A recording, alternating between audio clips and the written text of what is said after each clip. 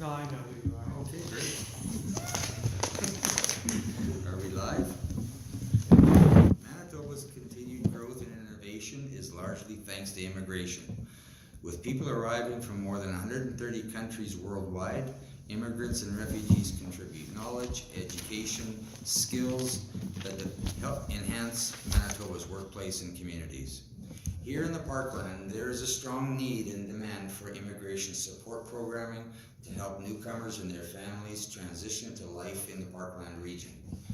Today, our government is announcing more than $3 million in new funding for 17 settlement agencies in Manitoba, and I am very happy to announce that Dauphin was selected as one of the 5 rural communities to receive funding to support rural settlement and immigration.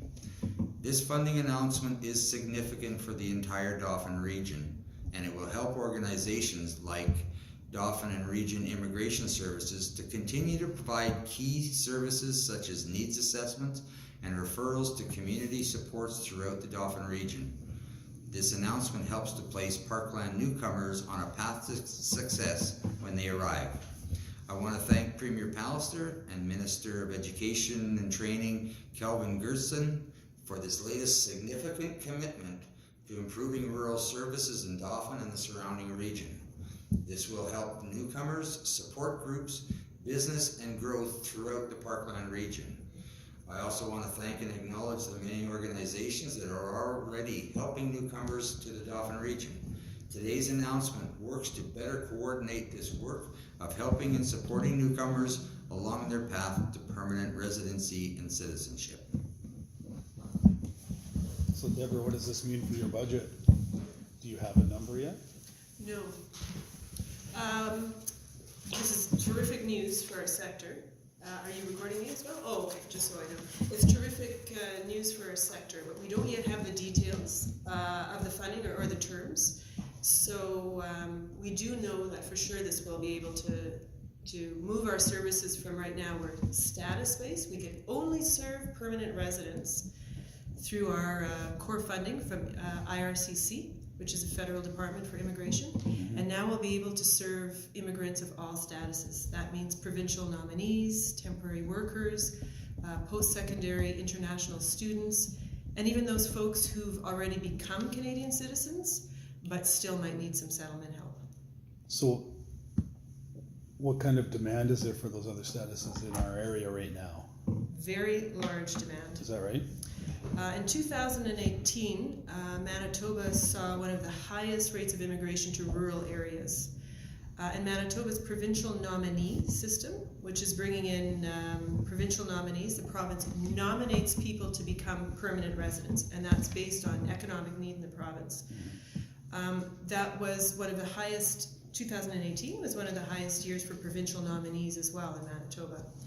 A lot of those folks make their way to rural Manitoba. A lot of those folks make their way here.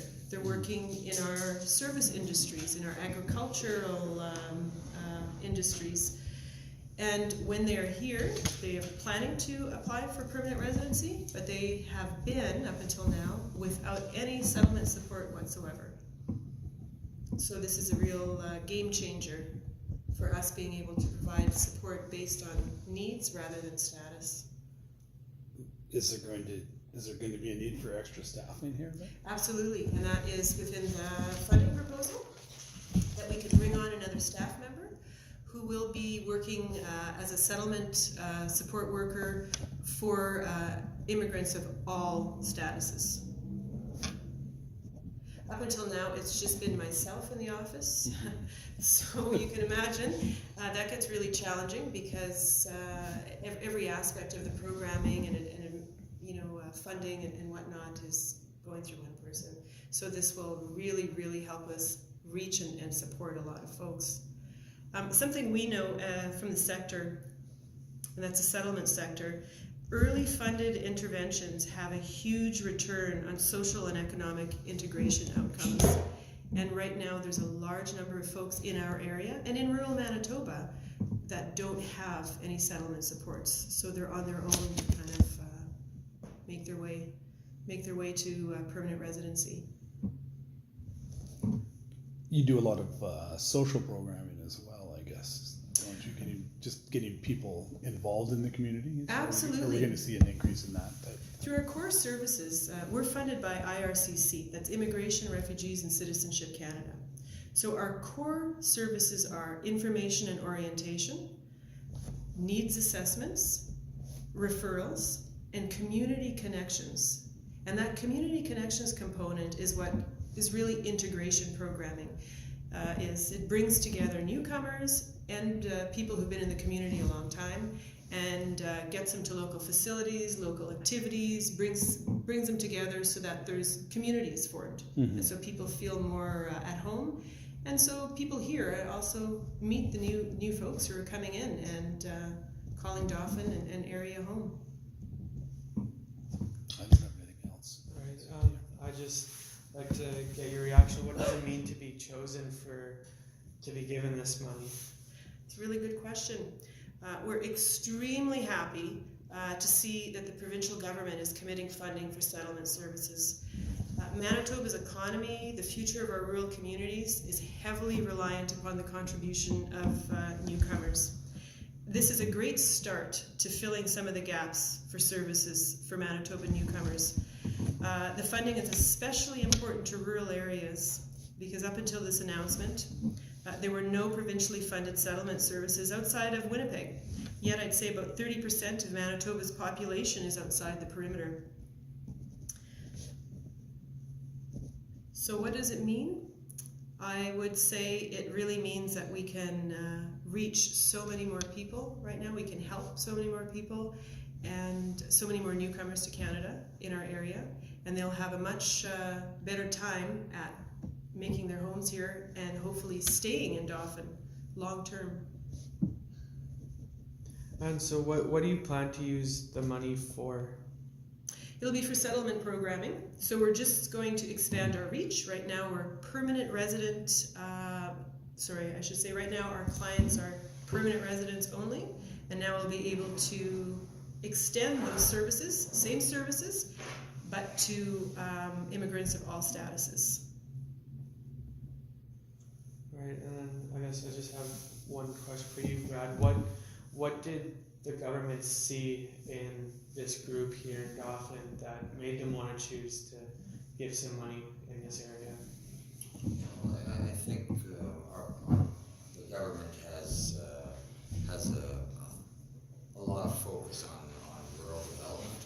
I know they're very aware that Dauphin is a very strong community with a lot of organizations that have done a lot of work in helping build the community. They're a very inclusive community, and they want to see their community grow. I think that's a huge factor in why Dauphin was selected for one of these sites. All right, and then Sorry. you can say something. It's something I also wanted to touch on. We have a young and growing Indigenous population as well. And between our young and growing Indigenous population and our immigrant community, I think we should celebrate. Diversity is our strength right now. It's our future and it's our strength, and this funding will just go a long way to ensuring that we can keep more young families in our area.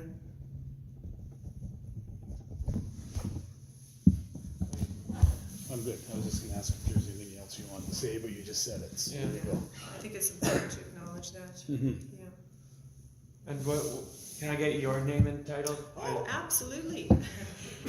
It's Deborah Slanowski, and I'm the program manager at Dauphin and Region Immigrant Services, and we're a program that's administered by Community Futures Parkland. How do I spell your last name? I will give you a card. Perfect. Yeah. Thank you. Yeah. You don't have to spell for the radio. It's all phonetic, isn't it? I have to write an online story too. Oh, okay. Yeah. Up in our future with our federal funding as well. So I think we're on our way. I really think we're on our way, and it was worth the time in the trenches. Right. No, it's just so we were talking briefly before. It's having those regional services that's available to support business, support the newcomers that are coming. It's such an important part of growth in the community and working together, right? Right. And to have that accessible Dauphin and the surrounding region. Right? It's we're seeing it show up on daily. The people that are needing and coming to work in this area, again in the agriculture sector and different various businesses around Dauphin and other communities, it's growing, and it's it's really important that we have a good, strong support network to help these newcomers along, and ultimately it's going to help Dauphin grow. I think so. Absolutely. I mean, it's no longer debate. Canada's, I think it's a Conference Board of Canada said by 2030, Canada's population growth will be wholly dependent on immigration. Yeah. So, and that's especially true for rural communities. In fact, we already probably are wholly dependent on immigration for growth and economic stability. Certainly in the service industries we seem to be anyway. Sure. Service, ag, Yeah. Ritz, I think there's so many people that it's affecting, and we're just we don't know. But Yeah. like I said, the numbers are increasing, the demand is increasing. And Yeah, I know. Talking to Tom over at Ritz, Sure. and Yeah. without immigration, they'd be screwed. That's right. They really would. They wouldn't be able to run the business the way they want. Important, interesting tidbit is immigrants are twice as likely to start a new business than Canadian-born folks. Really? I found that very interesting. Yes, I was at a conference not that long ago, and I picked up that tidbit of information.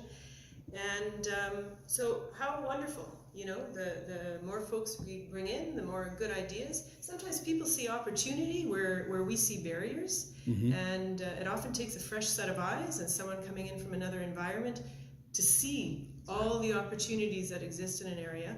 So I'm really hopeful with more folks coming in, we're going to start getting those people who see the opportunities and start new things. Perfect. Now you want a picture, but I don't want you guys standing side by side shaking